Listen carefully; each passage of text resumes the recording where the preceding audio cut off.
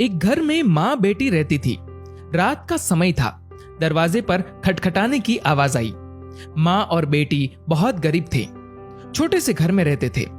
बेटी ने दरवाजा खोला तो वहां पर कोई नहीं था। नीचे देखा तो चिट्ठी पड़ी हुई थी। बेटी ने चिट्ठी खोलकर पढ़ी तो हाथ कांपने लग गए और जोर से चिल्लाई, माँ इधर आओ।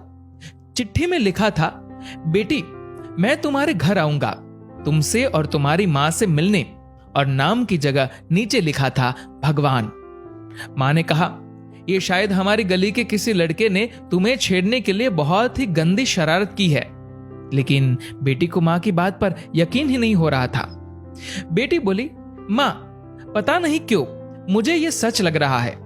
माँ को मनाकर बेटी और माँ दोनों तैयारी में लग गई। घर भले ही छोटा सा था लेकिन दिल बहुत अमीर। घर पर एक चटाई थी मेहमानों के लिए। वह ट्रंक से निकालकर बिछा दी और रसोई घर में जाकर देखा तो खाने का एक दाना नहीं था। बेटी और माँ दोनों गहरी सोच में पड़ गए कि यदि भगवान सच में आ गए तो खाने में कुछ नहीं दे पाएंगे। आगे पीछे का कुछ नहीं सोचा। बचत के 300 रुपए बेटी के पास थे। पैसे लेकर वे दोनों छाता और कंबल लेकर किराने की दुकान के लिए निकल पड़े। बारिश होने वाली थी और ठंड भी बहुत ज्यादा थी। एक पैकेट दूध, एक मिठाई का बॉक्स और कुल 200 रुपए की चीजें खरीदकर वापस लौटने के लिए ऑटो ले लिया, क्योंकि उन्हें लगा शायद भगवान घर पर पहुंच गए होंगे। घर से थोड़ी दूर पहुंची तो देखा कि जोर से बारिश शुरू हो गई और सड़क किनारे एक पति पत्नी खड़े थे। ऑटो पास से गुजरा तो लड़के ने देखा उनके हाथ में छोटा बच्चा रो रहा था।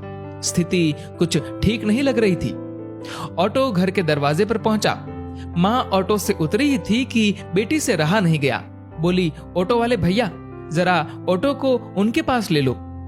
पास जाकर देखा तो बच्चे को तेज बुखार था और उनके पास खाने के लिए कुछ नहीं था। एक तरफ भगवान घर पर आने वाले हैं और दूसरी तरफ ये समस्या।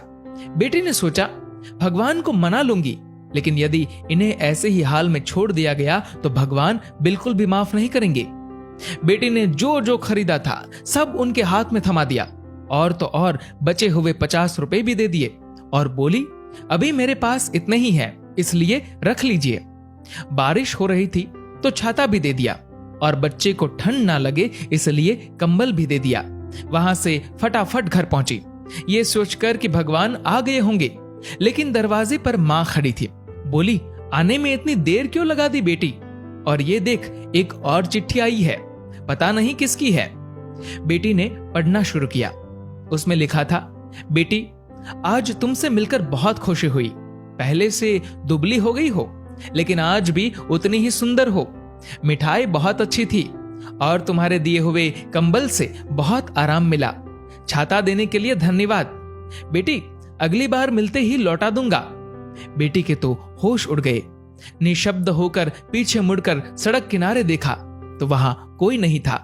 चिट्ठी में आगे लिखा था, इधर उधर मत ढूंढो मुझे, मैं तो कण कण में हूं।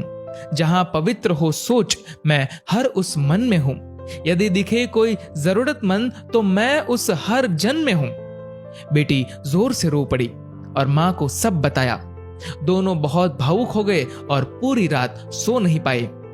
दोस्तों, अब आप सभी से एक प्रश्न है, क्या ये बेटी सच में गरीब थी? सोचिए और अपने दिल से इस सवाल का जवाब दीजिएगा, क्योंकि व्यक्ति मरने के बाद अपने साथ पैसे नहीं बल्कि कर्म लेकर जाता है। और जरूरी नहीं कि हर पैसे वाला व्यक्ति अच्छे कर्म लेकर जा रहा हो। इसीलिए कोशिश करें कि पैसों से अमीर हो या गरीब, लेकिन कर्मों से अमीर जरूर बने। दोस्तों, इस कहानी को लेकर आपकी क्या राय है नीचे कमेंट करके जरूर बताएगा। और अगर आपको ये वीडियो अच्छा लगा हो तो इस वीडियो को लाइक करेगा और शेयर करेगा। और ऐसे ही और भी इंस्पिरेशनल वीडियोस के लिए सब्सक्राइब करें हमारे यूट्यूब चैनल को और फेसबुक पर फॉलो करें हमारे पेज को। धन्यवाद।